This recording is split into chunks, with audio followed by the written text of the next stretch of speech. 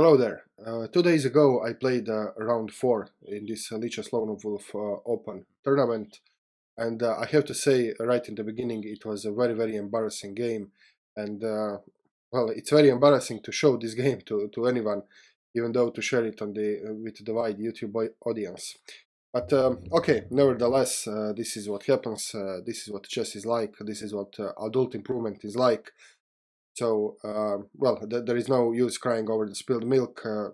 I just have to analyze the game and try to get some lessons and try to get some tips on how to move forward with my improvement. Okay, so let's get right to the game, and you will see what I'm talking about here.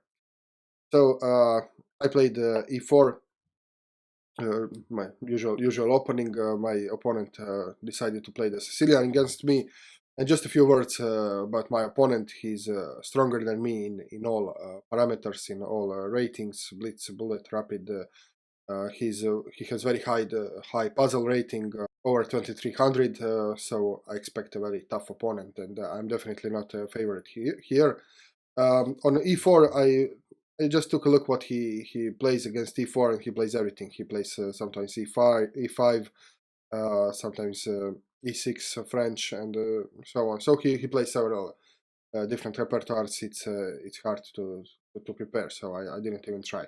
So he played Sicilian here, and I responded c3 Alapin.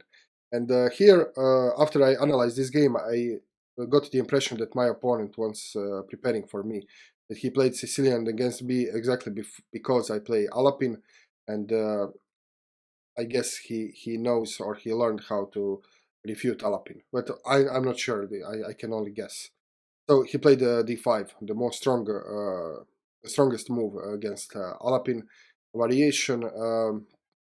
Another acceptable move is knight to f6, and people play all sorts of things here, and allowing d4, which gives white advantage immediately. But d5 is considered the strongest move. In fact, in the not so recent history, it was regarded as a refutation to Alapin. So after this d5 move was found, people stopped playing Alapin at all. So okay, I got the strongest response, but I have a vague idea what to do here. So I took the pawn. It takes d5, queen takes d5, and now there are several ways to continue. The main line is just to go for d5, d4 immediately, or you can try to postpone it and play something like knight f3, which I played in the game. So knight f3. Now let's say preparing d4, or maybe I can just play d3 sometimes in the future. Maybe I don't even have to play d4. He played knight c6, so just developing. And now there is this unusual move, which is present in this particular variation, and this is knight to a3, which looks a little counterintuitive because you're putting the knight on the rim. But on the other hand, this knight has many prospects in the future. It can go to b5 and may make some threats. It could go to c4 maybe because it's protected. It could go to c2, so preparing d4. Or you can just stay here and allow for the bishop to be developed on c4, and then later go, for example, to c2. So bishop will of course be developed with the tempo. Okay, so this is the move. I think it's okay move. Maybe it's not the main line book move, but well, I still think it's okay. Bishop to g4, very strong move here. I think the strongest in this position. Now pinning my knight, so I have to give up on the idea of bishop c4, and so bishop e2 is usually played here. Just unpinning the knight. E6 now. Okay, now there are several possibilities. I decided to go for castle here. But maybe since I was planning this knight b5, maybe knight b5 was better. I think I had a game just recently with this very similar position, and knight b5 is interesting because it threats, of course, this nasty pin, and it also comes with a trick. If bishop d6, then c4 wins the bishop because the queen has nowhere to go. So I think in this position, if I was to play knight b5, that it was better. It should have been played here. Just to say, I'm not using engine in this analysis, so if some of my tactical conclusions are not quite correct, you can forgive me, but I think it's better to um, refrain from using the engine in the analysis and just try to see the human perspective. And of course, I did run an engine quickly to see for tactical blunders, and I will use these conclusions, but I will not rely on the engine very much. So I played castles here. Okay, bishop d6 now, and now I decided to play knight to b5. So this, like I said, it comes with a threat, with a trap rather, and I thought this is looks a little bit ugly and unusual because I'm not developed. I'm playing second time with the same piece, and after this knight is attacked, I can only go back to a3. So it can be a little bit disputable, this move. On the other hand, bishop c4 doesn't work really because I need this bishop to unpin the knight. I don't want to play d4 because it leads to isolated pawn, isolated queen pawn position, and I don't have the dynamics in the position which would justify this isolated pawn. So I don't see what much can I do. I can maybe go something passive like knight to c2 and then maybe d3 here and get out my bishop. Maybe this would be a better plan. But nevertheless, knight b5, and now I'm hitting the bishop. I'm threatening this c4, and this bishop doesn't have much squares to go. In fact, bishop b8 is the only reasonable move because, well, here it will just be captured. Here, if he goes to here, then there is this fork and so on. And at this moment, yes, I predicted that after b5, knight b5, he can go bishop b8, and I thought I was better because now this rook is stuck here, and this bishop here, although it does hit this long diagonal, which will prove to be fatal in the end, but I thought that well, he cannot so easily connect his rooks, so this bishop is an obstacle in that regard. So I thought that I had a good position here. The agent said it's equal. Okay. At this moment, I calculated that I could go with d4 because now this knight on b5 just. So this knight on b5 doesn't only threaten this bishop, but it also very importantly controls d4 square. So in a sense, it does the same job as it was here on c2, preparing and covering d4. So here it does the same job, but also with the threats. So this is also one of the reasons why I decided to play this knight b5. So now I did play d4, and this pawn is now covered in enough times that I don't have to worry about being left with isolated pawn. So for example, if he would to capture, well, I can just recapture with the knight, and even if we would do all the capturing sequence, I'm good here. So if everything is exchanged, I'm still good. I don't have isolated pawn. My knight is good positioned. My bishop is open, ready to go, and so on. So this was my idea. He played a6, now kicking my knight away. I play a knight a3, and now this is the critical position. He took the c takes d4. I mean, it's not critical really, but it was critical for me because for some reason I was completely unable to calculate this simple capturing sequences. So why is that? I really don't know. It's a really mystery to me because I'm practicing chess all the time. I'm doing tactics. I'm doing mating too. So I do this kind of chess visualization practices. Uh, I don't know, but I just couldn't calculate this enough. So I was thinking that if I take with the knight, that I will somehow end up losing the pawn. So I think I was calculating something like if knight takes, then you can insert this move. I can go back. What's the problem? I did see this, but somehow I thought this was losing the pawn. I really sure what was going on in my head here. Or maybe I was calculating like he takes, okay, if I take with the queen, then obviously this loses a pawn, but I don't have to take with the queen, of course. This is a very familiar pattern, so if you take the pawn, you can just take back with the knight. So what else was I thinking? I think I was thinking of something like this. If he takes, I take, he takes, I take. Yeah, this was the line. So I just remembered what was in my head. So this was the line. So my thinking was, if I take with the knight, then he can take with the knight. I have to take back. Why would I do this? And then he can take the bishop. I have to take the queen, and now I have to take the bishop with my queen, and now the pawn is unprotected, and I will lose the pawn. This is something I saw this variation, but it doesn't make any sense.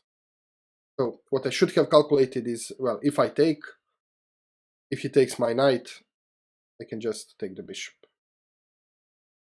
And this is it. So now he has to move this knight away, and I'm better here. I have queenside majority. This knight has to move away. I can even now exchange queens, and he will be up. He will be the one with the isolated pawn with the weakness. I'm much better here, I think.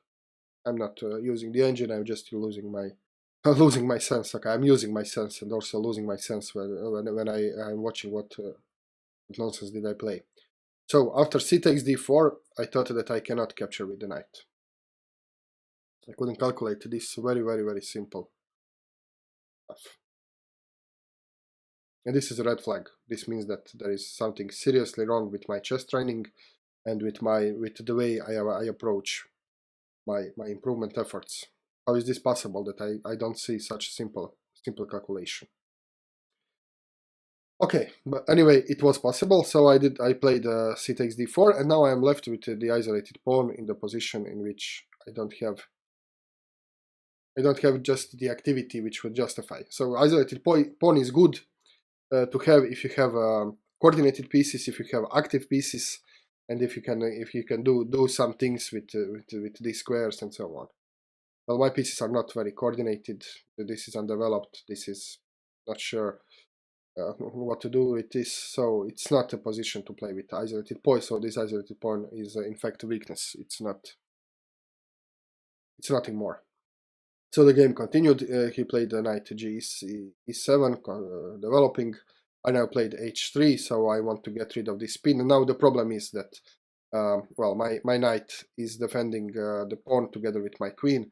If this knight is removed, then I lose one defender of this pawn, and then he can grab the pawn. Okay. I think he couldn't do it here because this pawn is hanging, I think. The end of the story. So if he takes, for example, no. So he has to he has to move away somewhere. Okay, and then I guess I can protect this. So it's not hanging still, but in the future it can hang. So I played h3 here. He just retreated, remaining this pin, and well, this knight is still being held a hostage.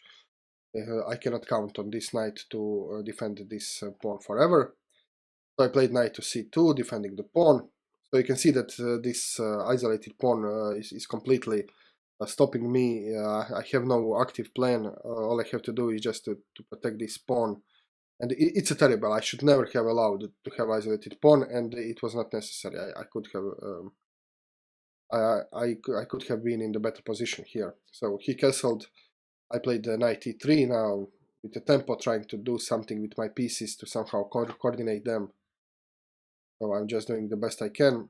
Queen d7, g4. Now I'm just sick of having this this situation in which I cannot hold to the pawn because this pawn is constantly attacked twice. So I have to make this knight a real defender. So I played the g4 just to cut this pin. Bishop to g6, knight to c4. Now, what is my idea? So I want, when I have isolated pawn, I want to at least make use of some of the squares it controls. So I wanted to jump to this square, and something like this. And now I'm hitting the queen and the bishop. If he takes, well, then I don't have the isolated pawn anymore. But you have to see that, well, in this moment it's not good, because I will just lose the pawn. So, but this was the idea. So to put the knight here on e5 and try to get some activity for my pieces. So this was why I played knight to c4 in order to jump here. So my idea was, let's just play some silly move. So my idea was that I can jump here, and if he takes, I can take, and now he has to part with one of his bishops, because the queen is attacked. If he takes the knight, of course, I'll just take it back, and I will no longer have an isolated pawn. In fact, I would maybe have a very kind of active play. So this is why I played knight to c4, and he played queen to c7. And now the second instance of lack of vision, lack of board vision, chess vision, occurred, in which at this moment, well, my plan was to play knight to e5, and I should have played this. But somehow, for some reason, I was completely blind to it, and I thought, oh, now this queen is hitting the c5. So there is 1, 2, 3 defenders of c5. And if I play e5, sorry, and if I play knight to e5, I have only 2 defenders of e5. So I was thinking like this: if I play e5, 1, 2, 3, 1, 2. Okay, so I cannot play e5. This is serious. This was what was in my head at the moment. So I completely ignored that the second piece is defending, attacking or defending e5 is the queen. He cannot sacrifice the queen for the piece. It's absurd. So if I was to play e5, he takes, I take. But he cannot take with the queen, because he will lose the queen and the game. So I should have played this.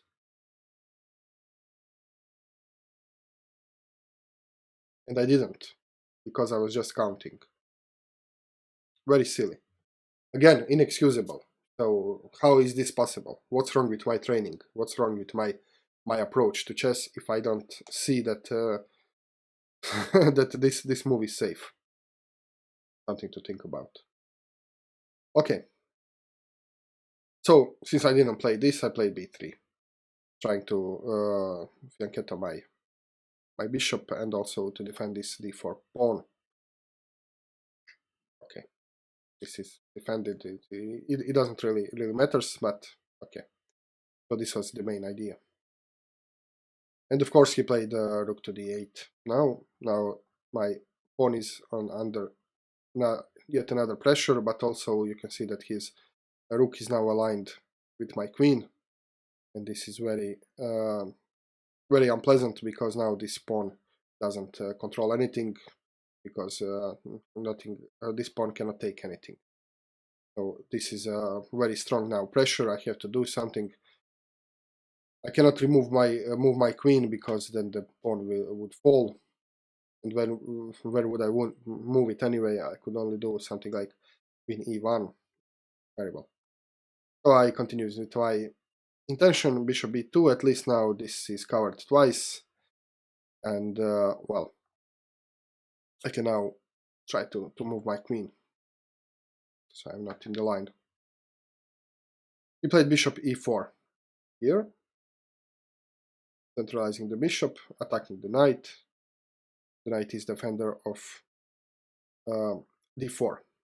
But not only on d4, knight is also defender of the much more important square h2, because he threatened checkmate here.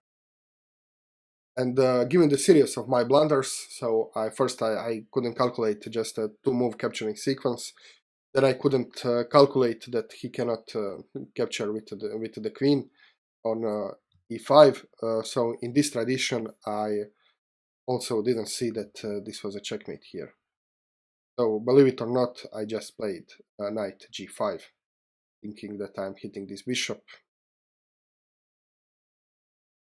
And well, it took my opponent, I guess, 1 second to play queen h2 checkmate.